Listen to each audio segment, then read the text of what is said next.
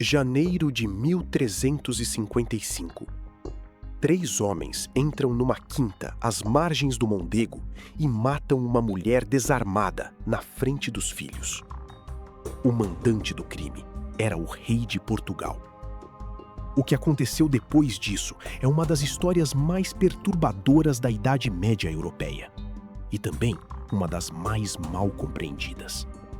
Porque isto não foi apenas um amor proibido. Foi uma crise de Estado que empurrou Portugal para uma guerra civil, reconfigurou alianças com Castela e terminou com um rei obrigando a sua própria corte a reconhecer uma mulher morta como rainha legítima do reino. Quem era a mulher que provocou tudo isso? E o que ela representava de fato para o reino? É o que este vídeo vai revelar. Inês de Castro não era uma aventureira de passagem pela corte portuguesa. Vinha de uma das famílias mais poderosas da Galiza, filha bastarda de Pedro Fernandes de Castro, um nobre com conexões diretas à coroa castelhana e uma reputação construída em décadas de guerras ibéricas. Chegou a Portugal em 1340, na condição de dama de companhia. Integrava a comitiva de Constança Manuel, a noiva castelhana que vinha se casar com o príncipe herdeiro Dom Pedro. Não era, portanto, a protagonista daquela chegada, mas foi ela quem ficou na memória da corte, pela nobreza de sangue, pela influência que a família Castro exercia em Castela e por uma beleza que os cronistas da época descreveram como fora do comum. Os portugueses a chamavam de acolo de garça, o pescoço de garça. E foi exatamente essa presença que capturou a atenção do príncipe que ela viera a acompanhar como serva. Dom Pedro apaixonou-se por Inês ainda enquanto Constança vivia. Não foi um caso discreto, guardado em silêncio. Foi uma paixão declarada, escandalosa para os padrões da época, que humilhava publicamente a legítima esposa do herdeiro do trono.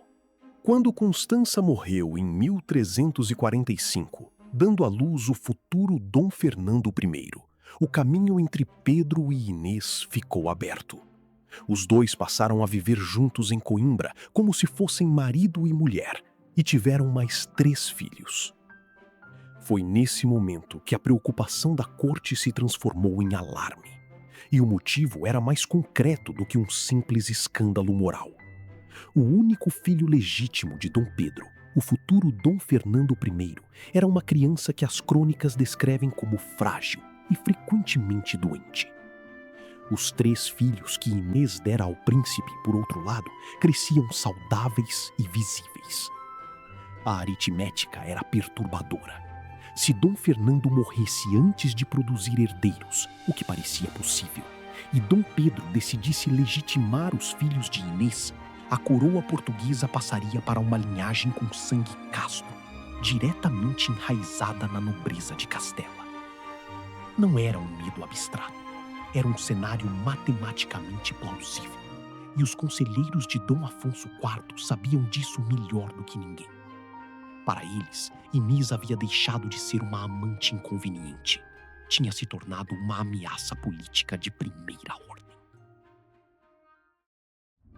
Dom Afonso IV tentou resolver o problema pela via diplomática antes de qualquer coisa. Ordenou o afastamento de Inês da corte, exilando-a para Albuquerque, do lado castelhano da fronteira. A separação durou pouco. Dom Pedro recusou-se a aceitar a ausência e foi atrás dela. Quando pai e filho voltaram a se encontrar, a tensão entre os dois era visível para toda a corte. E o rei percebeu que a autoridade paterna tinha limites que o cargo de monarca não conseguia superar. A solução encontrada foi um compromisso instável.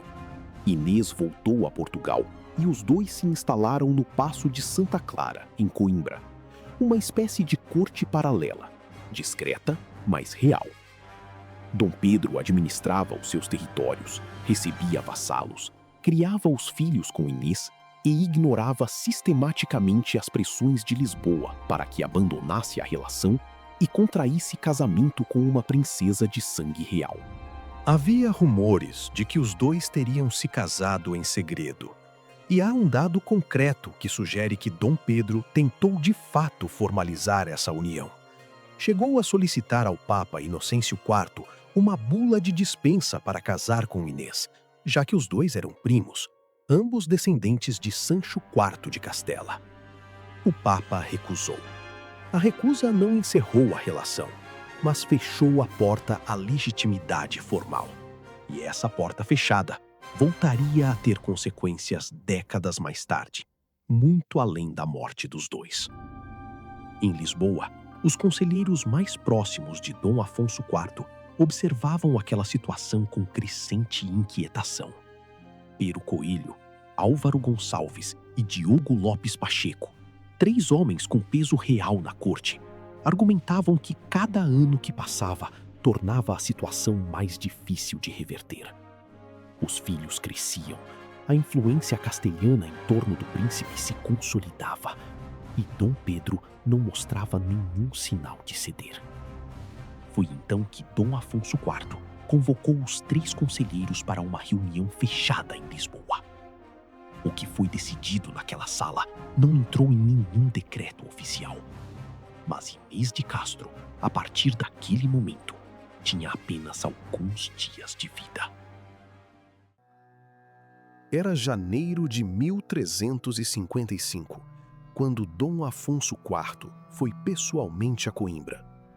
Os cronistas registram que o rei chegou com a intenção de confrontar o filho, mas Dom Pedro não estava. Inês recebeu o sogro sozinha, com os filhos por perto, e, segundo as fontes medievais, fez um apelo direto pela própria vida. Fernão Lopes, o cronista mais detalhado sobre este período, descreve a cena com uma precisão que atravessou séculos. Inês teria se ajoelhado diante do rei, apresentado os filhos um a um e pedido misericórdia em nome daquelas crianças, que eram, afinal, sangue do próprio monarca. Dom Afonso IV hesitou. Fernão Lopes é explícito nisso. O rei saiu de Coimbra sem dar a ordem. A piedade, ou talvez o cálculo político, falou mais alto naquele primeiro momento. Foi a viagem de volta a Lisboa que mudou tudo. Pero Coelho, Álvaro Gonçalves e Diogo Lopes Pacheco retomaram os argumentos que já conheciam de cor. A ameaça castelhana, os bastardos com sangue Castro, o príncipe que envelhecia sem casamento legítimo. Desta vez, o rei não resistiu. Os 3 voltaram a Coimbra, sem o rei. Encontraram Inês no Paço de Santa Clara e a assassinaram ali mesmo, diante dos filhos. As fontes divergem sobre os detalhes exatos, o local preciso, o número de golpes, se houve alguma resistência. O que nenhuma fonte contesta é o resultado. Uma mulher de cerca de 30 anos, morta por ordem do Estado, sem julgamento formal, sem acusação pública, sem qualquer processo legal reconhecido. A notícia chegou a Dom Pedro num intervalo de horas. O que o príncipe sentiu naquele momento não está registrado em nenhuma crônica. Mas o que fez a seguir está, e mudaria Portugal para sempre. Antes de contar o que Dom Pedro fez, quero te perguntar uma coisa. Fernão Lopes registra que Dom Afonso IV hesitou e voltou atrás. Foi a pressão dos conselheiros que selou o destino de Inês. Se você estivesse no lugar do rei naquele momento, cedia à razão de Estado ou protegeria a mãe dos seus netos? Me conta nos comentários. Dom Pedro não chorou em silêncio. Reuniu tropas, levantou bandeira de guerra e marchou contra o próprio pai com um exército organizado e uma raiva que as crônicas descrevem como fria e metódica. A revolta começou no norte de Portugal, onde o príncipe tinha maior base de apoio, e rapidamente se espalhou por uma faixa significativa do território. Durante meses, pai e filho conduziram uma guerra civil que devastou regiões inteiras do reino. exatamente o cenário que os conselheiros de Dom Afonso IV diziam querer evitar ao eliminar Inês. A ironia não escapou aos contemporâneos. O assassinato que deveria estabilizar Portugal havia produzido a maior instabilidade interna do reinado. A mediação veio de dentro. A rainha Dona Beatriz, mãe de Dom Pedro, foi a única voz capaz de travar o confronto. E o acordo de paz foi finalmente assinado em Canaveses, em agosto de 1356. Quanto aos responsáveis diretos pela morte de Inês, o desfecho foi brutal. Pero Coelho e Álvaro Gonçalves foram capturados por via de um acordo diplomático de troca de refugiados com Castela e executados por Dom Pedro com uma violência que as crônicas registram com desconforto evidente. Diogo Lopes Pacheco conseguiu fugir para a França e só regressou a Portugal após a morte de Dom Pedro I. Dom Afonso IV morreu em 28 de maio de 1357, sem nunca ter se reconciliado verdadeiramente com o filho. Dom Pedro subiu ao trono com uma agenda clara: reabilitar Inês de Castro perante a história e perante a corte que a havia condenado. O que fez nos anos seguintes ultrapassou qualquer expectativa e entrou para a memória coletiva de Portugal de uma forma que nenhum decreto, nenhuma batalha e nenhum tratado conseguiu igualar. Quando Dom Pedro I assumiu o trono de Portugal, a primeira grande declaração do seu reinado não foi um tratado, uma conquista ou uma reforma administrativa. Foi um ato de memória. Convocou a corte, reuniu nobres e eclesiásticos e afirmou publicamente que havia se casado em segredo com Inês de Castro anos antes da morte dela, tornando-a retroativamente rainha legítima de Portugal. A corte foi obrigada a reconhecer o título. Segundo uma tradição que o dramaturgo espanhol Jerônimo Bermúdez fixou na peça Nise Laureada, de 1577, o rei teria mandado exumar o corpo de Inês e organizado uma cerimônia de beijamão perante a corte inteira. Fernão Lopes, o cronista mais próximo dos eventos, não descreve esse ritual. E a historiadora Maria José Azevedo Santos aponta que o reconhecimento de Inês como rainha foi um gesto político real e documentado, mas que a cena do cadáver coroado pertence provavelmente ao domínio da lenda. O que está fora de dúvida é a trasladação solene do corpo de Inês de Coimbra para Alcobaça, em 1361, num cortejo fúnebre que as crônicas descrevem como um dos mais imponentes do século XIV português. Os túmulos de Dom Pedro e Inês de Castro ainda existem no mosteiro de Alcobaça. Foram esculpidos por ordem do próprio Pedro e são considerados obras-primas da arte gótica portuguesa. Estão posicionados frente a frente, para que, segundo a tradição, os dois se vejam no momento da ressurreição. Mas a história de Inês não terminou com os túmulos. Dom Pedro legitimou os filhos que tivera com ela e cedeu títulos e territórios a dois deles: Dom João, que viria a tornar-se rei de Castela, e Dom Dinis. Nenhum deles, porém, herdou Portugal.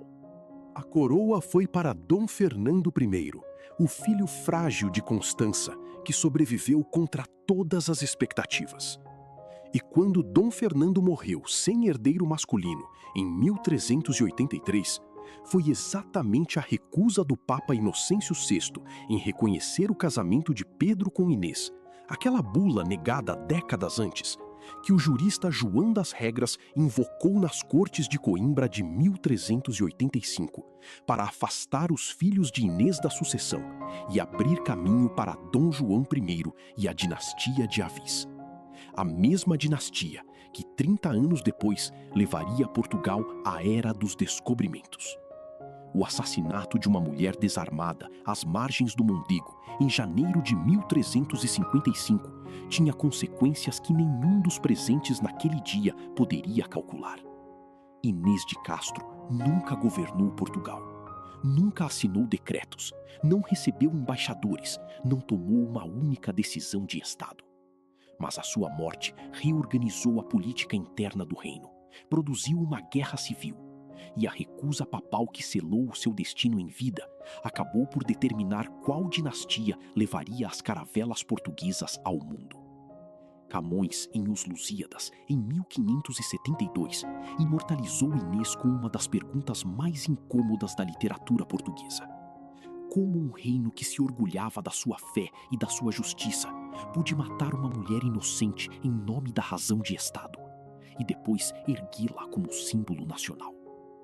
Séculos depois, os túmulos de Alcobaça continuam de frente um para o outro e a pergunta continua sem resposta definitiva. Se não quiser perder os próximos vídeos sobre a história de Portugal, inscreva-se no canal e ative as notificações. Até o próximo vídeo.